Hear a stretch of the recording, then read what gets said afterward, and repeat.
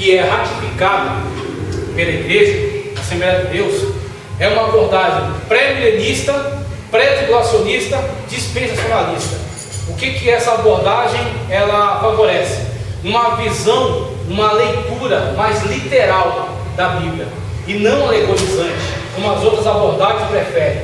Uma abordagem pré-milenista histórica, ou aliancista, ou amilenista, ou pós-milenista, prefere sempre uma alegorização.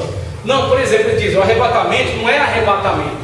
O arrebatamento é quando você foi salvo, aí Jesus tirou você do mundo de pecado e trouxe para a igreja. Pronto, esse foi o arrebatamento. Só que a descrição de arrebatamento na Bíblia não é essa.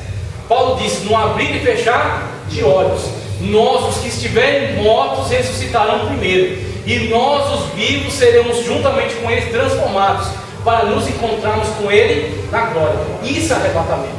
A Bíblia dá uma descrição de arrebatamento que a alegorização dos pré-milenistas históricos, ou pós-tribulacionistas, como queiram, os amilenistas, os pós-milenistas, não casam, não bate. Então, por mais que eu ame esses irmãos, por mais que eu respeite esses irmãos, eu fico com a Bíblia.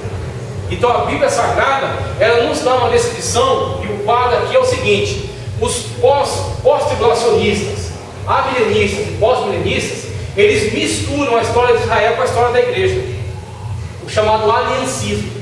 O aliancismo, ele diz, o aliancismo é diferente do dispensacionalismo.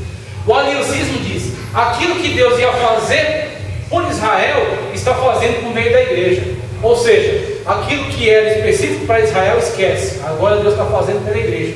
Só que não é assim que a Bíblia me ensina. A Bíblia me ensina que existem promessas que ainda vão se cumprir para Israel. Existe uma abordagem de Cristo em relação à igreja, e existe uma abordagem de Deus em relação a Israel, específicas. Então nós temos essas diferenciações que são muito importantes, tá? A nação de Israel, na visão dispensacionalista, contrasta entre Israel e a igreja. Isaías exclama com relação a Israel: embora o número dos israelitas seja como a areia do mar, apenas o remanescente será salvo, pois o Senhor executará na terra a sua sentença, rápida e definitivamente. Isso aqui é a vinda de Cristo em glória. Quando Israel estiver sendo acuado por todos os lados, o povo estiver de fato reduzido pela matança, e Jesus Cristo junto com a igreja virá salvá-los.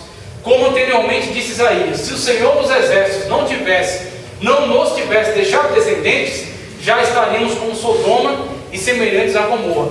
Que diremos então? Os gentios que não buscavam a justiça obtiveram a justiça que vem da fé, mas Israel, que buscava uma lei que trouxesse justiça, não alcançou. Então você olha para isso aqui e você vê igrejas tentando seguir um legalismo na atualidade, sabatismo, tá certo? Tentando adotar uma espécie de legalismo, estão trabalhando contra aquilo que a Bíblia Sagrada já orientou. Ninguém consegue guardar a lei nos seus 613 preceitos. Jesus Cristo guardou perfeitamente toda a lei, e nós estamos totalmente dentro da lei em Cristo, por meio de Cristo Jesus. Por isso que nós nos apresentamos para ser salvos pela graça em Cristo Jesus, e não por meio de obras, não por meio da lei. Por que não? Porque não buscavam pela fé, mas como se fosse por obras. Eles tropeçaram na pedra de tropeço, como está escrito: eis que põe em Sião a pedra de tropeço, e uma rocha que faz cair. Aquele que nela confia jamais será envergonhado. Romanos 9, 27 e 33. Então você vê o contraste entre Israel e a igreja. Aqui você tem um pouco sobre as dispensações, o dispensacionalismo. Você dá uma lida mais tarde para você entender que as dispensações, o que elas são? Elas são uma estratégia, elas são um sistema de estudos. A dispensação não quer criar coisa nova para colocar na Bíblia. O dispensacionalismo é uma forma de ler a Bíblia. Essa é a questão. Então algumas pessoas criticam o dispensacionalismo como se ele fosse um bicho de 7 cabeças. Na verdade, o que o dispensacionalista se propõe?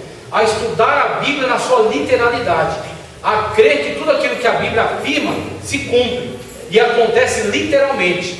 Então, em vez de adotar uma abordagem mais alegorizante, o dispensacionalista, ele faz uma leitura histórico-gramatical, uma leitura histórico-gramatical de fato, e não como alguns alegam.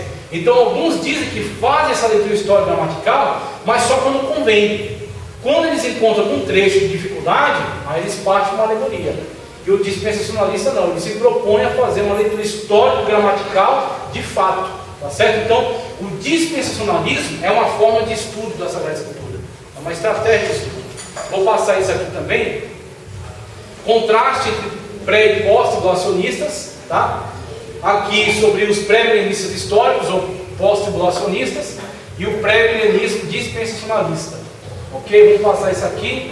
3 pontos importantes sobre cada escola, que vocês vão ler depois também. Vamos lá. Vamos ver aqui o quadro das dispensações, ó, que foi produzido tanto por Cyrus Scofield como por John Nelson Darby. Então são 2 nomes importantes da escola dispensacionalista que tem essa visão da escatologia conforme a Assembleia de Deus. A Assembleia de Deus ela faz essa leitura dispensacionalista das Sagradas Escrituras. Esse aqui é aquele quadro onde você tem a apresentação de todo esse tempo escatológico a partir da 70ª semana de Daniel.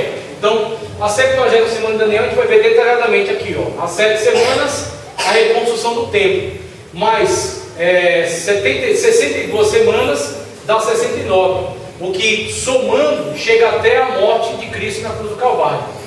Após a morte de Cristo, as 69 semanas de Daniel já se cumpriram e você agora tem o tempo da graça, você agora tem o tempo da igreja.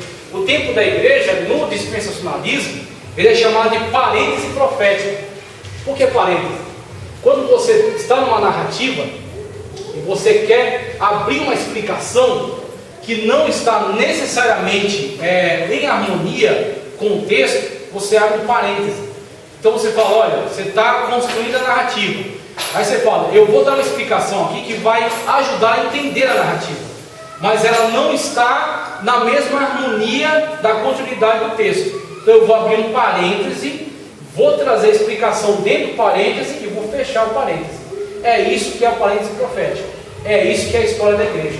A história da igreja, ela não foi visualizada por todos os profetas. Nem todos os profetas do Antigo Testamento entenderam o tempo da igreja. Você tem esse conflito muito claro na vida de João Batista.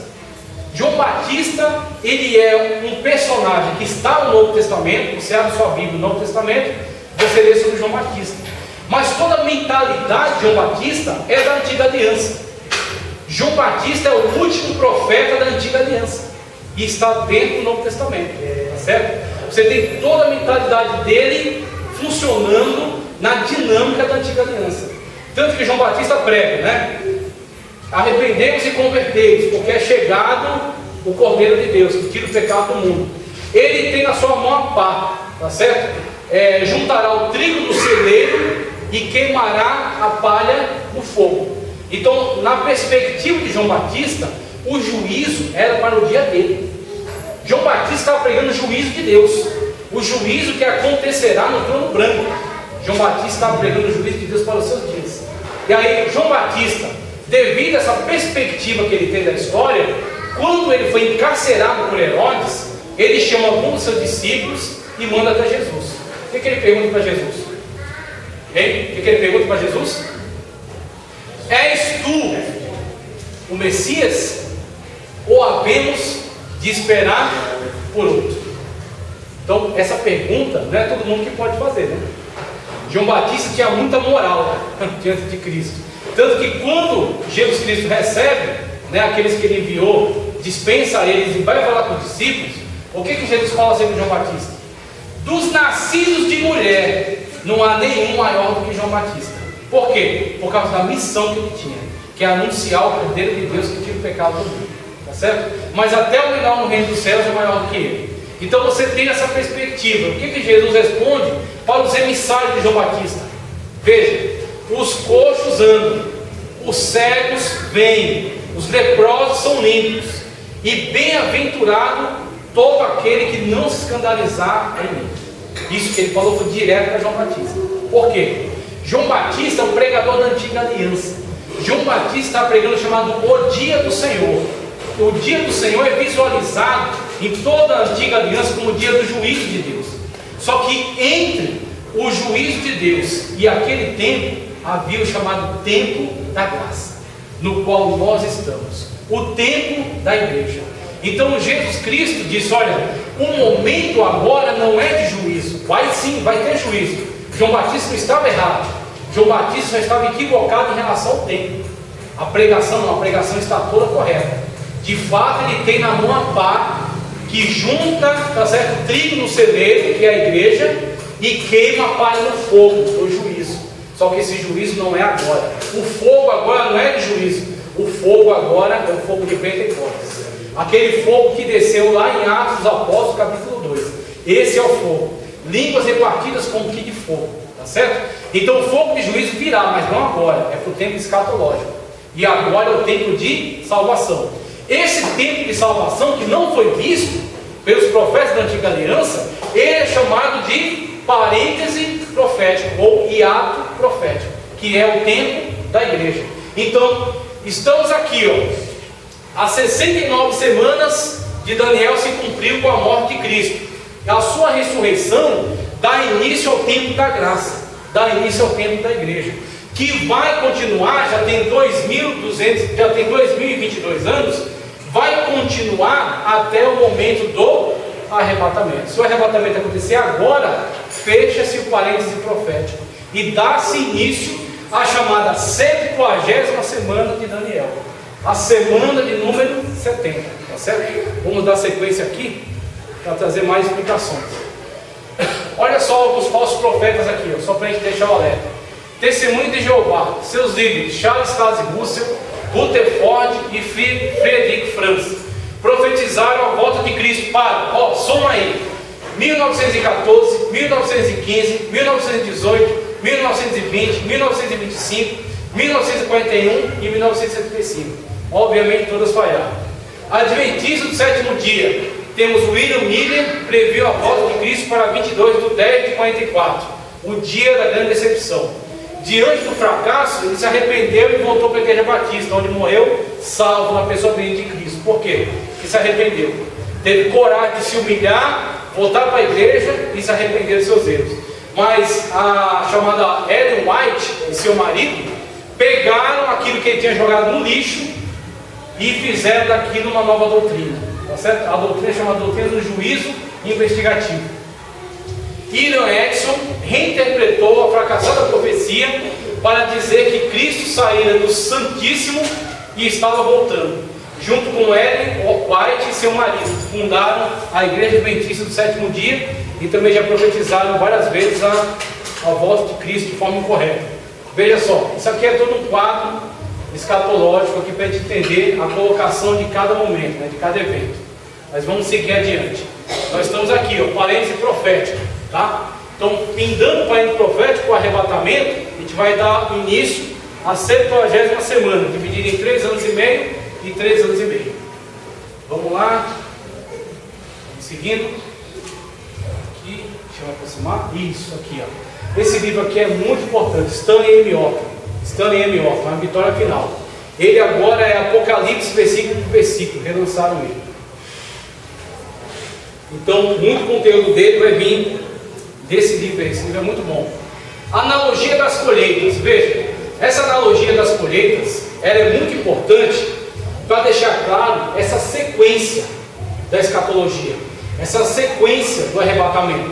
Por quê? Muitas pessoas têm questionado a abordagem bíblica acerca do arrebatamento pré-tribulacional. Então tem se levantado aí um questionamento muito forte em relação a isso. Mas a gente não precisa se preocupar, porque o arrebatamento pré-tribulacional é bíblico. O arrebatamento pré-tribulacional, ele é o que melhor explica